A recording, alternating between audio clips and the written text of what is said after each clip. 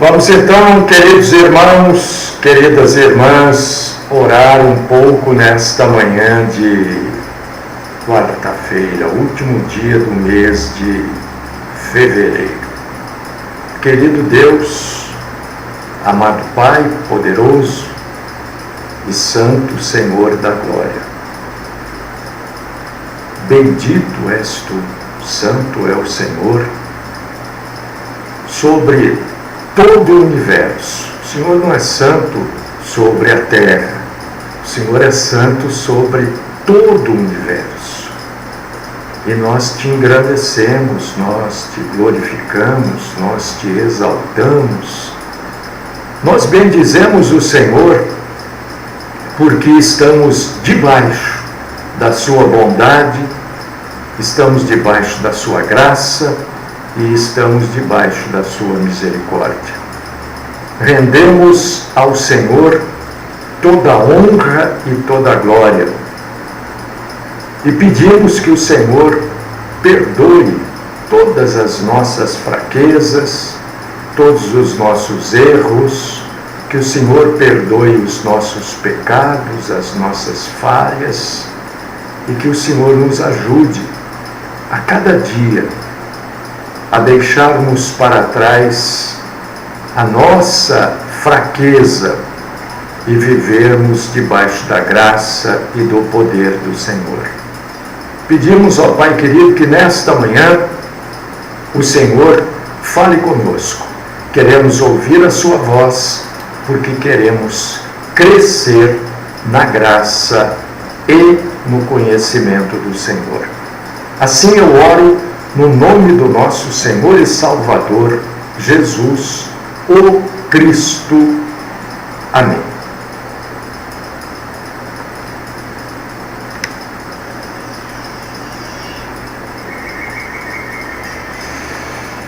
Muito bem, eu não sei o que aconteceu, a rádio parou, né? Não sei o que foi que rolou aí, mas a rádio parou.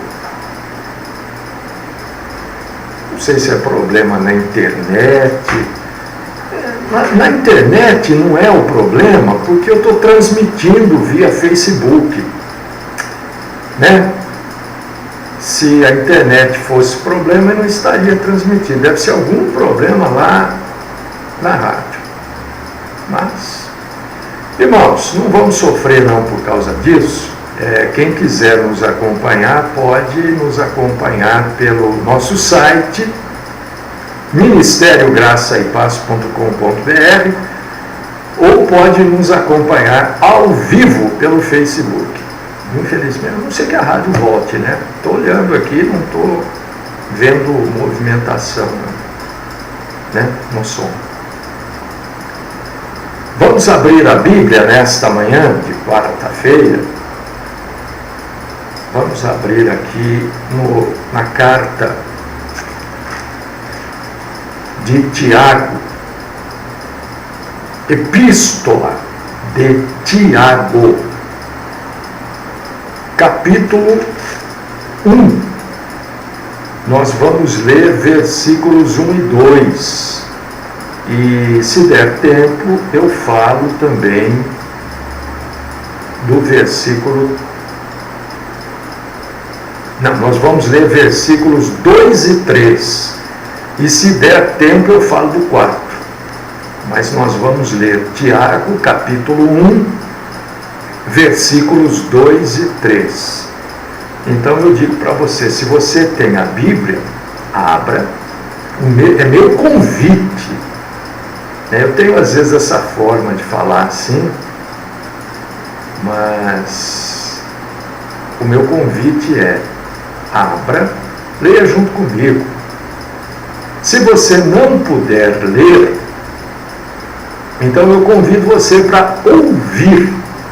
Ouça, eu vou ler. A Bíblia mesmo diz que a fé vem de ouvir. E ouvir o quê? Ouvir a palavra de Cristo, é óbvio, né? Eu ando com um pouco de dificuldade de me expressar. Às vezes eu quero falar uma coisa Não sei o que acontece, as pessoas entendem outra. E não é a outra que eu estou falando. Então eu assumo a culpa de estar com dificuldade em me expressar ultimamente. Mas eu vou melhorando. Né? Devagar a gente melhora. Tiago, capítulo 1, versículos 2 e 3, diz assim a palavra de Deus.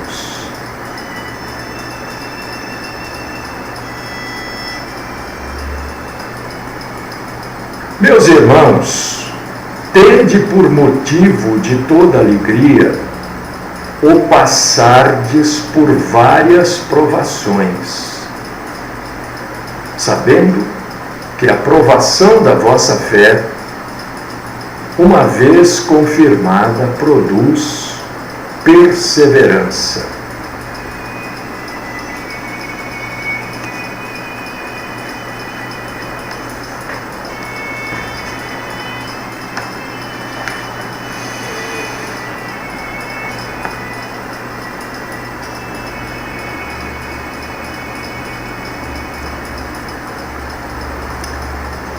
Você já deve ter lido ou já ouviu alguém falando que aqui Tiago usa o termo tentação e ele usa também o termo provação, né? Provações e tentações são coisas diferentes, óbvio. Nós vamos explicar para você o que é uma provação.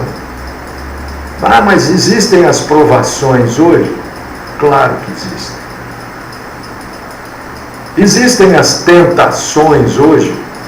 Claro que existem. Tentações e provações fazem parte da vida cristã, né? Por exemplo, para mim, eu estar aqui trabalhando, pregando a palavra e ver que a rádio saiu do ar é uma provação, porque eu fico muito bravo. Vocês não fazem ideia, né? Eu sei que muita gente nos acompanha pelo nosso site,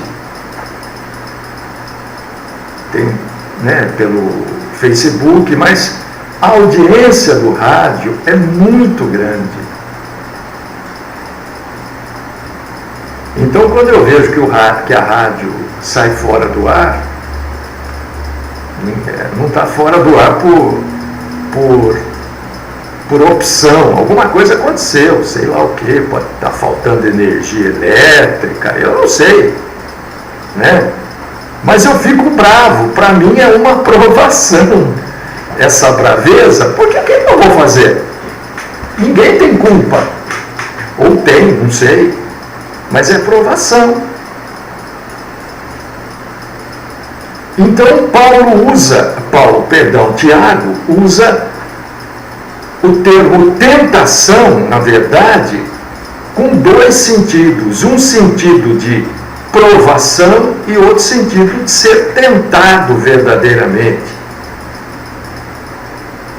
No sentido de provação, o que é uma provação? Provação são dificuldades, problemas, situações desagradáveis, situações desconfortáveis que Deus envia. Uns preferem dizer que Deus permite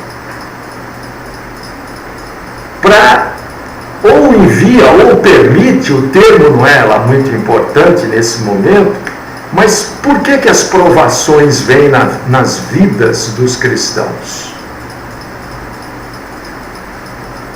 Para, primeiro, testar a fé, a realidade da fé. Perdão. E Deus não testa a realidade da fé para Ele saber. Vamos entender isso. Deus sabe tudo. Absolutamente tudo. Ele não precisa testar para ele saber. Ele testa é para você saber, é para eu saber. Ele testa para nós termos uma noção exata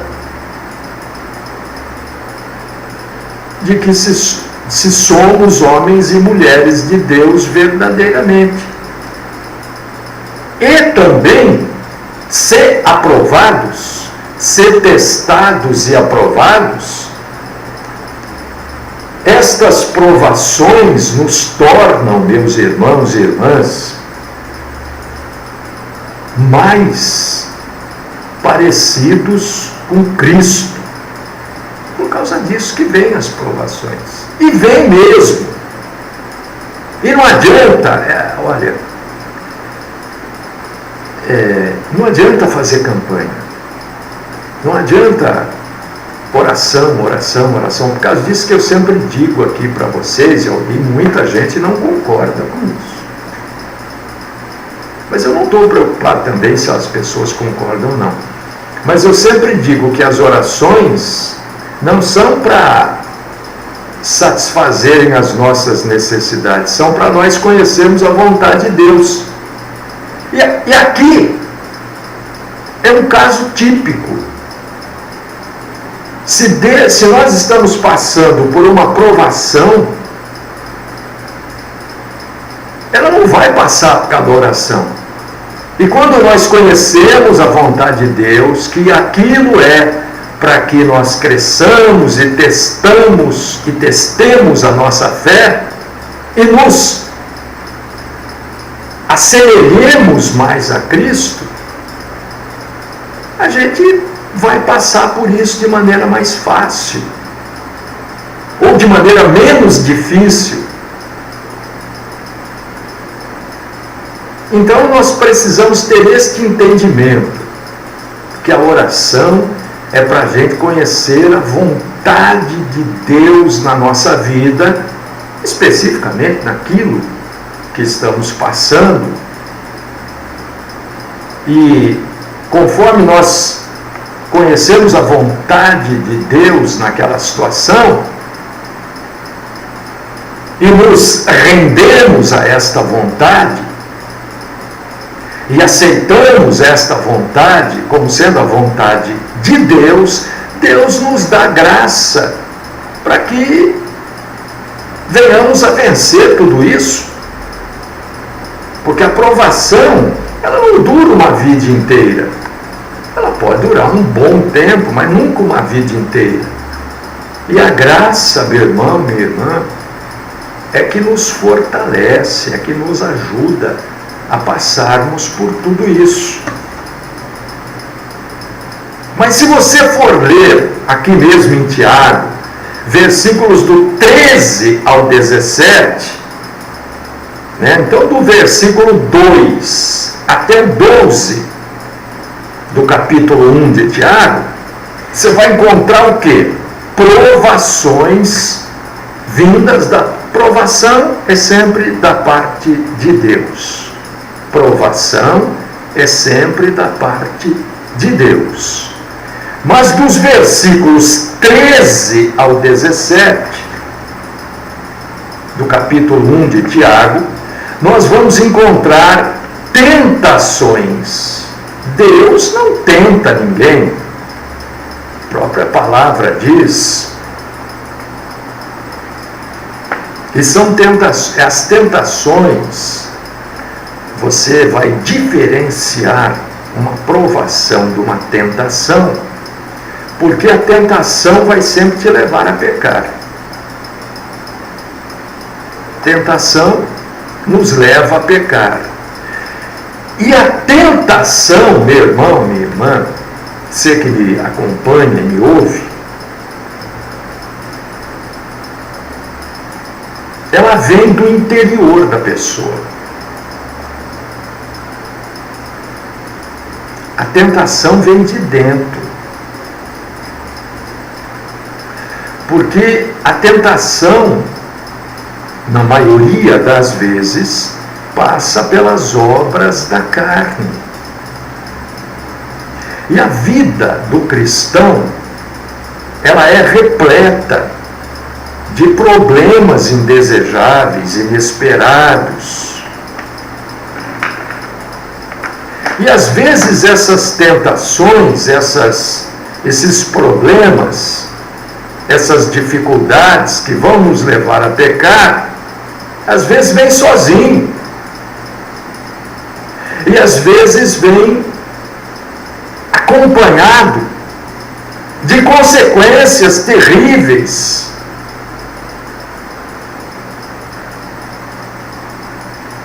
E nós vamos passar por situações, irmãos. Mas ninguém pode escapar das provações, tanto no sentido das tentações, né, quanto no sentido da provação que vem da parte de Deus, porque Tiago usa aqui a mesma palavra, né, para dizer as duas coisas. Então, se a gente não pode escapar da tentação e nem da provação, nós temos que achar uma maneira de tratar tanto com a tentação quanto com a provação.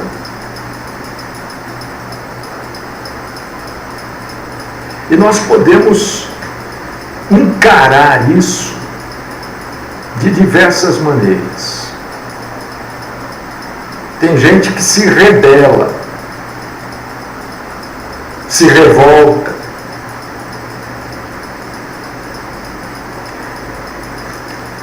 E aquele que se rebela e se revolta, você vai ler lá em Hebreus capítulo 12, versículo 5, a pessoa ela adota uma atitude de desafio.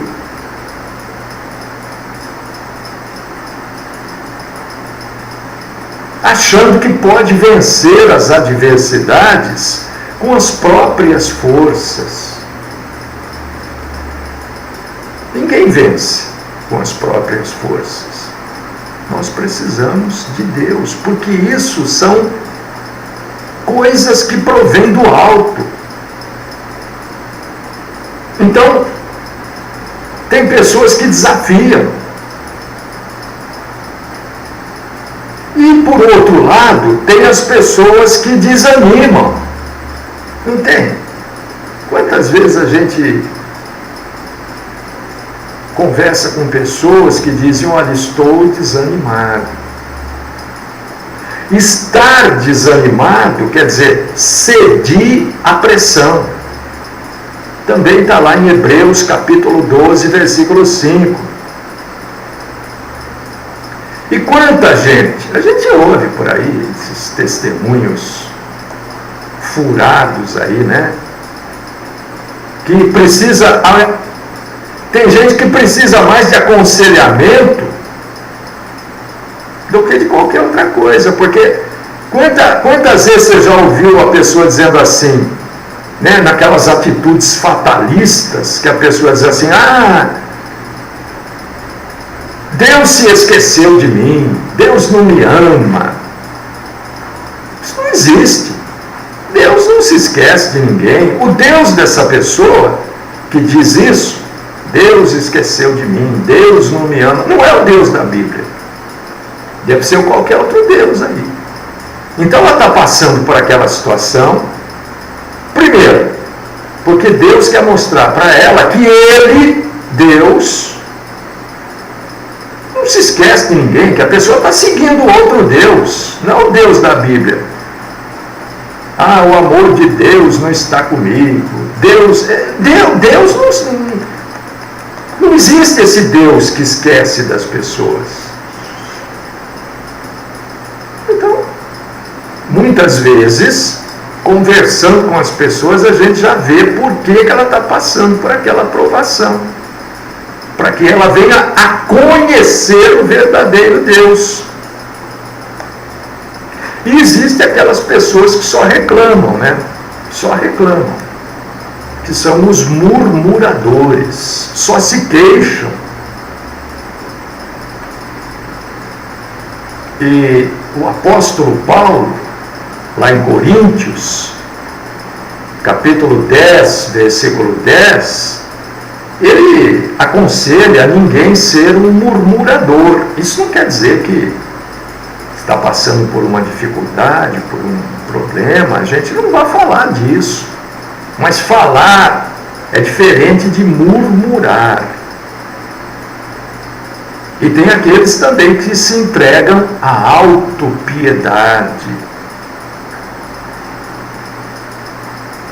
Você já viu pessoas assim, que se entregam à autopiedade para que as pessoas olhando para ela tenham compaixão dela? Né? É uma coisa muito chata, não é? É muito triste isso, quando a pessoa se entrega à autopiedade. Então, qual que é a melhor atitude que a gente deve tomar frente a essas dificuldades? Porque provavelmente você está, ou você conhece alguém que está passando por essas provações. Tanto podem ser dificuldades que Deus coloca na nossa vida para testar a nossa fé, não para Ele testar a nossa fé, para nós testarmos a nossa fé. Porque está cheio de gente aí que diz que tem fé, que faz, acontece. Quando dá dor de barriga, pronto, acabou. Então é para a gente testar a nossa fé. E existem as tentações, que são as obras da carne, que Paulo relata lá em Gálatas capítulo 5. Se eu não estou enganado, acho que não. E que nós temos que vencê-las também.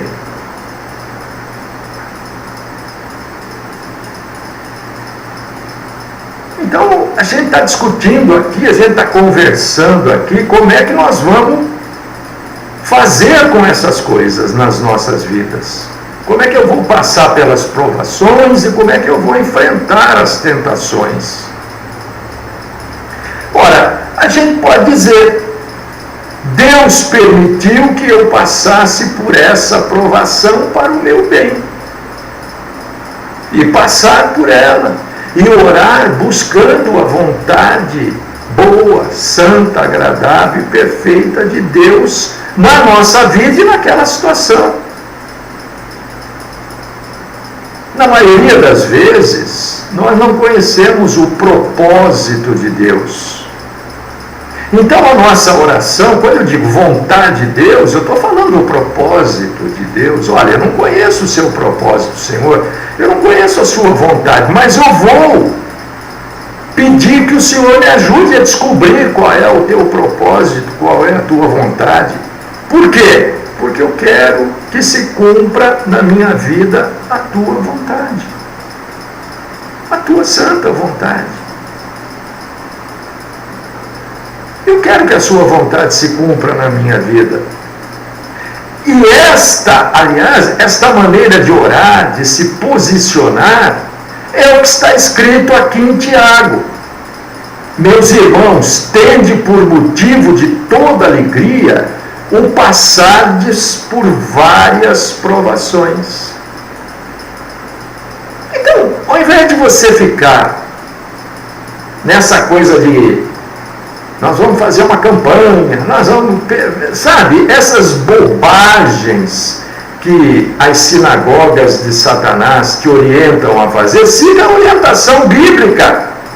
Tende por motivo de toda alegria o passar por provações. E eu já expliquei aqui que provação aqui tem dois sentidos. Tem aquilo que Deus coloca na nossa vida para nós crescermos na graça e no conhecimento dele, e tem o sentido de tentação. E de uma maneira ou de outra, de um sentido ou de outro, nós temos que ter alegria, porque tudo isso e todas as coisas, diz Paulo, cooperam, colaboram para o bem daqueles que amam a Deus. Você vê que não há orientação bíblica nenhuma para essas atitudes que a maioria das denominações indicam como remédio para o problema. O importante, querido irmão e querida irmã, é você não se rebelar, você não se revoltar contra Deus. Porque se você é verdadeiramente um cristão, porque o que eu insisto é que tem muita gente que tem cara de cristão, jeito de cristão, fala que nem cristão, anda que nem cristão, frequenta lugares que cristãos frequentam, não frequentam lugares que cristãos não frequentam, mas não são cristãos. São os cristãos nominais, de nome só de nome. Porque o verdadeiro cristão não se revolta contra Deus, não se rebela contra Deus. Então a primeira coisa é não se rebelar contra Deus. A segunda coisa, se você estiver passando essas provações, é não desanimar. Não se revolte, não desanime e alegre-se. Este é o recado bíblico para quem está passando por dificuldade. Hoje eu estava lendo aqui que são 13 milhões de desempregados no Brasil, né? 12 milhões e 700 mil.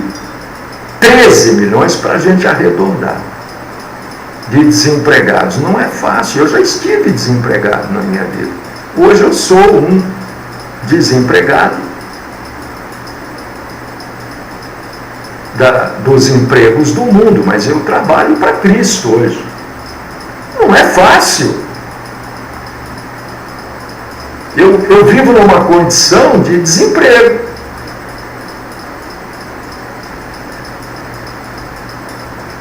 E quanta gente me ouvindo, com um parente desempregado, ou a própria pessoa desempregada.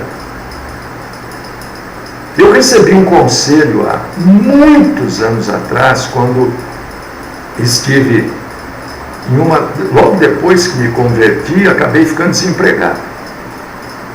Eu que sempre tive 2, 3 empregos, muitas vezes. E a pessoa me disse isso e eu guardo até hoje. Use o tempo que você tem para ler a Bíblia. O que você faz nesse tempo que você está desempregado? Porque o desempregado tem mais tempo, né? Leia a Bíblia. Se informe das coisas santas. Se instrua e cresça na graça e no conhecimento do Senhor. Quantas pessoas desempregadas, quantas pessoas nos acompanhando nesta manhã com problemas de relacionamento. Porque quando você está desempregado, meu irmão, minha irmã, é só uma questão de tempo para surgir o problema do relacionamento. Parece que uma coisa anda junto com a outra. O sujeito está desempregado, surge um problema de relacionamento. Mas olha o que Deus está dizendo. Estou citando desemprego, mas existem outros tantos problemas, enfermidades, dívidas. Às vezes o cara está empregado e não consegue ganhar para pagar as dívidas.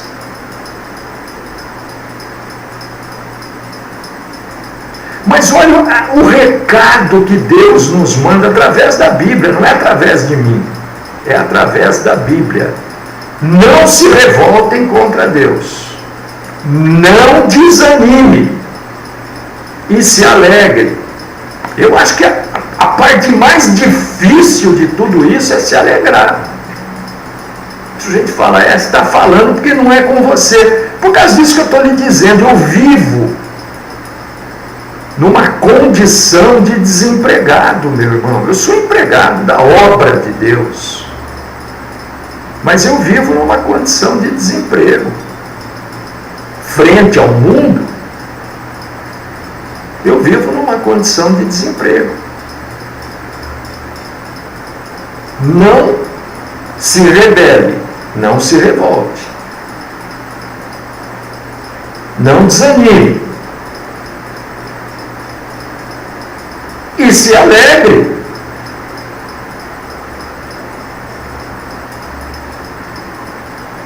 Porque esses problemas que nós vivemos, às vezes nos chateiam, né, irmãos e irmãs? Vamos também, não vamos ficar dourando a pílula, né? Às vezes a gente fica chateado, fica bravo. A Bíblia não está dizendo que você não pode ficar chateado, que você não pode ficar bravo. Está dizendo que você não pode se rebelar contra Deus. Que você não pode desanimar frente ao problema. Agora, você pode ficar chateado, pode ficar bravo, mas não deixe de se alegrar. Passou aquele momento de chateação, de braveza, de bico, né? Olha aquele bico. Se alegre. Porque estes problemas todos que você e eu e nós enfrentamos, estes problemas não são inimigos que vieram para nos destruir. Escreve isso aí. Tem coisas que a gente precisa escrever. Não tenha vergonha de escrever. Os problemas que eu estou enfrentando não são inimigos que vieram para me destruir. Escreve. Quando você tiver muito, mas sabe, daquele jeito, você lê lá. Estes problemas que eu estou enfrentando não são inimigos que vieram para me destruir. São amigos que vieram para ajudar a desenvolver o meu caráter cristão. São amigos que vieram para ajudar a desenvolver o meu caráter cristão. É isto que a Bíblia diz. A Bíblia não diz que os problemas são nossos inimigos. Não, pelo contrário. Os problemas nos ajudam. É que tem problema que é chato. Não tem? Tem problema que é ardido. Tem problema que machuca. Mas, ardido, chato, machucando ou não, eles não existem para nos destruir, mas para nos ajudar a crescer na graça e no conhecimento do Senhor. Por quê? Por quê? Porque Cristo, olha, é assim, é mais ou menos assim. Entenda. Mais ou menos. Eu não estou dizendo é assim, estou criando um cenário para que você entenda melhor. Né?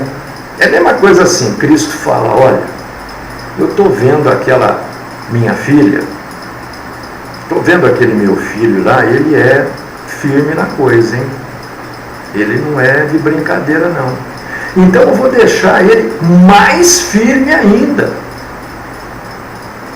Eu vou deixar ele mais parecido comigo. Você está vendo quando a gente combate determinadas coisas? Porque tem coisas que não tem o perfil cristão, né? Existem denominações que te levam para o inferno mesmo, porque não tem o perfil cristão. Não é porque tem Bíblia, fala, não. É ensinar exatamente aquilo que a Bíblia ensina. Quanto mais nós somos fiéis, mais nós vamos passar por dificuldade. Porque mais arestas precisam ser aparadas. É fácil você, o homem, o meu irmão homem, né? Se é irmão, só pode ser homem, né? Ele vai entender bem o que eu vou falar. As irmãs também vão entender. Né? Você tem um time de futebol, ou de vôlei, ou de basquete. E lá no seu time tem o craque, o melhor jogador do time. Você não exige que a cada partida ele faça gol, ele jogue bem. Não é assim? Por quê? Porque ele é o melhor. O time parece que depende dele. E tem dia que o sujeito não está jogando nada. Aí você fica bravo. Aí é até possível o técnico tirar ele do time naquele dia, não é? Seria mais ou menos a mesma coisa. Se você está crescendo, Cristo quer que você seja cada vez melhor. E o sujeito que é o craque do time, normalmente ele tem que ser o que treina mais, o que se esmera mais fisicamente, para que ele continue desta forma. E é isso que Cristo exige da gente. Você está querendo crescer na graça e no conhecimento de Deus? Ora, vai ser muito mais exigido de você do que daquele que não quer nem saber de nada. Por quê? Porque Cristo quer que a gente a cada dia seja mais parecido com Ele. Então, este processo envolve necessariamente sofrimento, frustração e perplexidade frente às coisas do mundo. Você está entendendo? Não pensa que porque você sofre, eu sofro, tenho as minhas dificuldades, as minhas fraquezas, as minhas diferenças. Não pensa que é porque Cristo me joga de lado, não. Não, muito pelo contrário. Muito pelo contrário. O fruto do Espírito, você sabe que o fruto do Espírito é como se fosse uma laranja, né, que a gente descasca e tira os gomos assim. É o fruto, cheio de gominho, né? Ele só pode ser produzido quando há tempestades e nuvens escuras. Não é só dia ensolarado. Então entenda isso.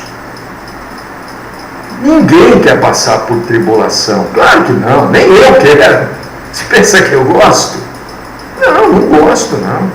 Não é agradável. Não é confortável.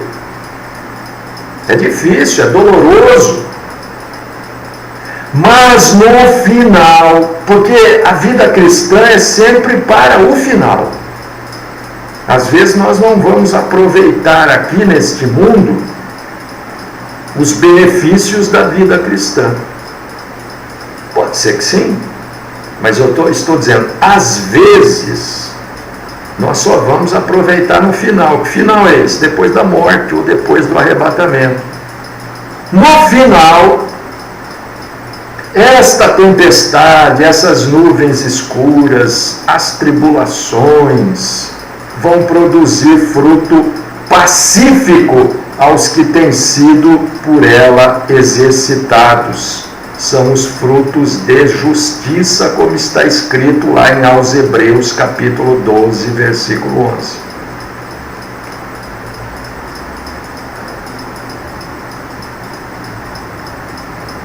É assim, meu irmão. Isso é Bíblia. Isso é vida cristã. E isso aqui é evangelho. É completamente diferente desse evangelho triunfalista aí que diz que Cristo está para mudar a sua vida. Cristo está troncho de vontade de fazer milagre por você. Né? Esse é o evangelho triunfalista. Não é o evangelho da Bíblia.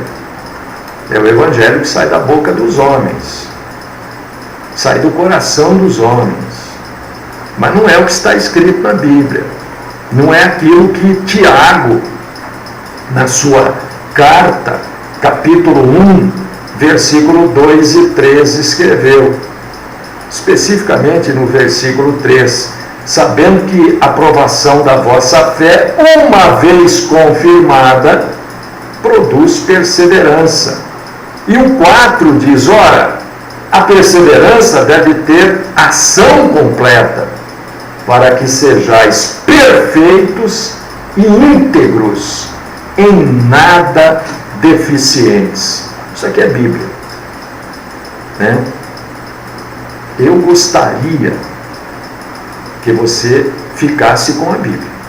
Ou eu torço para que você fique com a Bíblia. Agora, esse evangelho triunfalista está sempre por aí para enganar as pessoas, né? É como uma rede. A rede é lançada e pega todo tipo de peixe.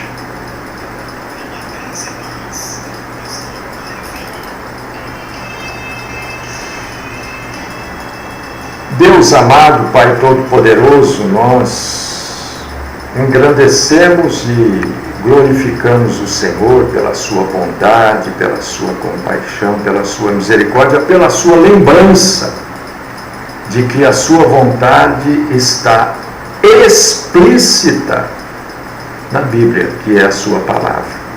Continua, Senhor, falando com os meus irmãos e irmãs, mostrando a eles a verdade daquilo que está escrito no entendimento bíblico. Ensina a eles, ó Pai, a diferença do evangelho bíblico para o evangelho triunfalista, que brota da mente insana dos homens. Fica conosco, livra-nos de toda forma do mal e traga-nos de volta à tarde, 16 horas, para proclamar a Tua Santa Palavra. Esta é a minha oração, no nome do nosso Senhor e Salvador Jesus Cristo. Amém.